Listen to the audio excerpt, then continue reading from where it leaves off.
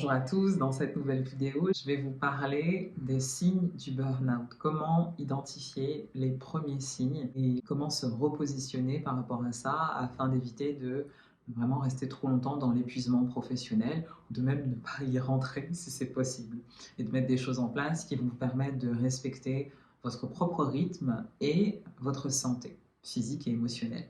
C'est parti, on y va.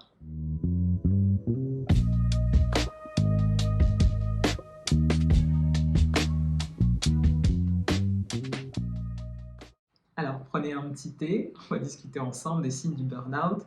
Déjà, pourquoi ce thème? Eh bien, tout simplement parce que j'ai travaillé des années en entreprise avant d'être entrepreneur. Et tout de suite, dès mon entrée dans la vie active, j'ai frôlé tout le temps l'épuisement professionnel et vraiment la charge mentale au quotidien qui était très très lourde pour finir en burn-out à la fin de la vie de salarié. Et même en tant qu'entrepreneur, je suis toujours vigilante à ma charge de travail et à comment je vais m'organiser au quotidien et maintenir un haut niveau d'énergie et de conscience pour toujours préserver ma vitalité. Donc, ce n'est pas une vidéo qui est destinée aux salariés, c'est salariés, entrepreneurs en fait, les libéraux. Tout le monde peut être sujet à l'épuisement professionnel et au burn-out. Alors, il y a certains signes qui ne trompent pas et que vous pouvez identifier. Le premier, c'est le fait de se sentir indispensable au travail. Le sentiment d'être indispensable va faire que vous allez toujours vouloir faire plus, toujours terminer une tâche, même si vous avez, ça fait 10 heures, 12 heures, 14 heures que vous travaillez, vous allez vous dire non, non, mais en fait, ce dossier est assez urgent, il n'y a que moi qui peux le faire. Donc il y a un sentiment d'urgence et un sentiment de je suis indispensable. Et les deux réunis fait que vous allez avoir, ressentir, percevoir une tension interne qui va vous inciter toujours à en faire plus au travail et toujours vouloir terminer ses tâches. Sinon, vous allez avoir l'impression que voilà, tout le business va s'effondrer, que vos clients vont être mécontents, que votre manager, votre directeur va vous réprimander et qui va avoir des conséquences.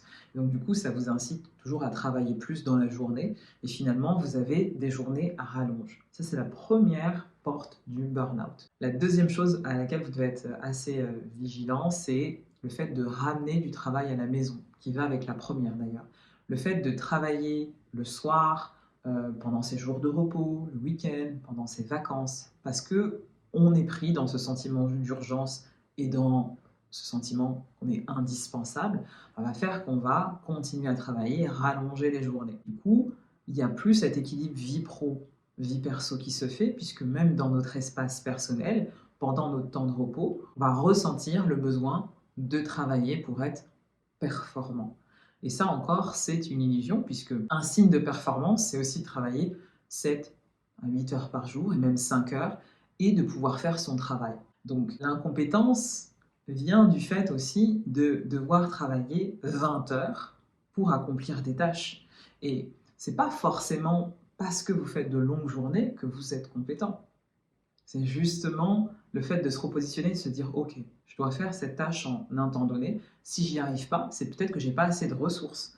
C'est peut-être que mon directeur, mon manager aussi a mal calculé le temps que je devais passer sur ce dossier ou pour réaliser cette tâche. C'est aussi ça. Ou peut-être que ce travail nécessite 2 ou 3 personnes. Et donc, vous voyez, c'est un peu le chat qui se mord la queue parce que la personne qui est en épuisement professionnel va se dire c'est de sa faute, je suis pas assez performant, mais elle va jamais se dire en fait non, cette tâche doit être réalisée par 2, 3, 4, 5 personnes. Ou ce travail, on ne peut pas le faire en 7 heures, mais on doit le faire en une semaine. Et c'est tout à fait possible. Souvent, le temps pour réaliser les tâches est sous-évalué par les directeurs, les managers, les entreprises. Donc, soit ils vont le faire consciemment, c'est-à-dire qu'ils vont essayer de faire des économies. Donc, au lieu d'embaucher 2, 3 personnes pour faire le travail, ils vont en embaucher une. Ils vont se dire on va la pousser, pousser, pousser, pousser, pousser. Et puis elle va faire le travail, elle va abattre tellement de travail. Et donc on épuise physiquement la personne. Finalement, quand elle est épuisée et elle part, on l'a complètement essorée, vidée de son énergie vitale et on recommence avec quelqu'un d'autre.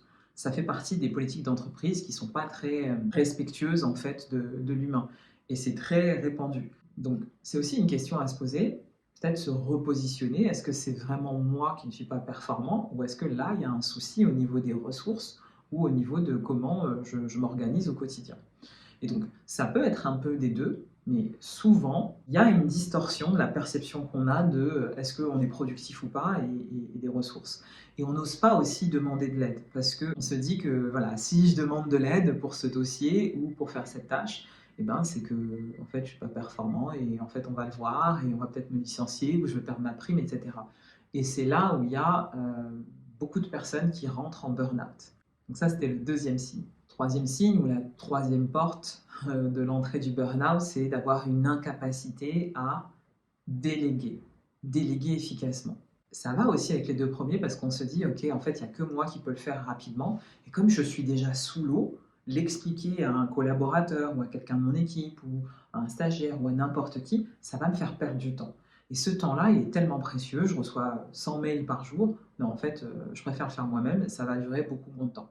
Donc du coup, on rentre dans ce truc où on fait tout soi-même parce qu'on pense qu'on fait mieux que les autres et qu'on pense qu'on va aller plus vite. Et ça, bah, finalement, ça mène à l'épuisement professionnel. Donc la question que vous pouvez vous poser, c'est est-ce qu'aujourd'hui, j'ai la capacité de déléguer?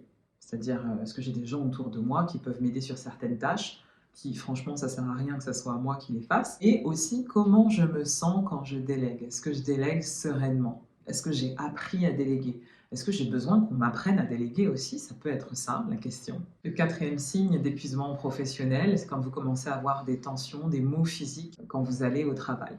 C'est-à-dire des maux de dos, maux de tête, des douleurs physiques, peut-être un ventre qui se crispe, des crampes d'estomac, etc.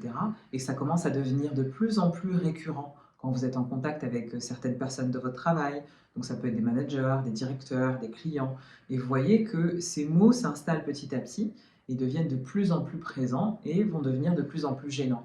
Et là, c'est votre corps qui essaie de vous dire, il y a quelque chose qui n'est pas aligné, quelque chose ne va pas. C'est le stress, l'anxiété qui commence à augmenter de plus en plus et qui fait que vous allez être obligé finalement à un moment de vous arrêter parce que vous allez être malade physiquement. La cinquième chose, c'est la rumination, le fait de penser très très souvent au travail et de ruminer des idées qui ne sont pas forcément positives, avec des peurs qui reviennent sur le fait de ne pas être à la hauteur, le fait de ne pas avoir fini ce dossier, le fait de ça, l'altercation qu'on a pu avoir avec un client, les échanges qu'on a pu avoir avec un autre département, etc.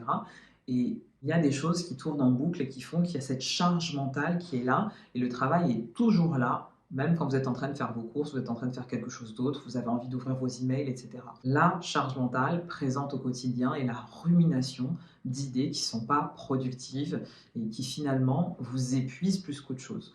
Donc, avec ces 5 éléments, vous voyez que vous allez pouvoir déjà identifier que vous entrez ou vous êtes dans le burn-out et qu'il y a des choses à réajuster pour pouvoir préserver votre santé mentale et votre énergie. Tout ce que je peux vous dire par rapport à l'expérience d'épuisement professionnel que j'ai eue, c'est que personne n'est indispensable, que ce soit dans une entreprise ou même si vous êtes en profession libérale, sur votre lit de mort le dernier jour, vous ne regretterez jamais de ne pas avoir fait d'heures sup, de ne pas avoir sorti ce projet, de ne pas avoir été assez productif sur quelque chose. En revanche, vous regretterez de ne pas avoir pris soin de vous, de ne pas avoir pris assez de temps avec vos proches pour profiter d'eux, pour vivre des moments de joie et faire tout simplement ce que vous aimez et ce qui vous apporte de la vitalité. Donc, c'est vraiment des pistes de réflexion que j'ai pour vous aujourd'hui et j'espère que ça vous permettra de réfléchir sur votre positionnement au travail et sur votre manière de travailler. Pour finir, j'aimerais vous dire qu'il est possible de changer son rapport au travail. Ça ne se fait pas du jour au lendemain, mais il est possible de prendre de nouvelles habitudes. L'important, c'est de comprendre pourquoi vous avez ce rapport-là au travail. Et il y a quelque chose que j'ai compris avec le temps, que ce soit dans mon parcours personnel ou même toutes les personnes que j'ai accompagnées, qui étaient en burn-out, en reconversion professionnelle, en thérapie holistique, etc., c'est que quand on a ce rapport-là au travail, ça n'a jamais un rapport avec le travail. Il y a quelque chose de plus profond qui se cache derrière et ça nous invite aussi à nous repositionner. C'est l'entrée, la porte d'entrée d'un chemin d'alignement. Voilà ce que j'avais à vous dire sur les signes du burn-out. J'espère que cette vidéo vous a plu. Si c'est le cas, likez, partagez, commentez et n'oubliez pas de vous abonner à ma chaîne.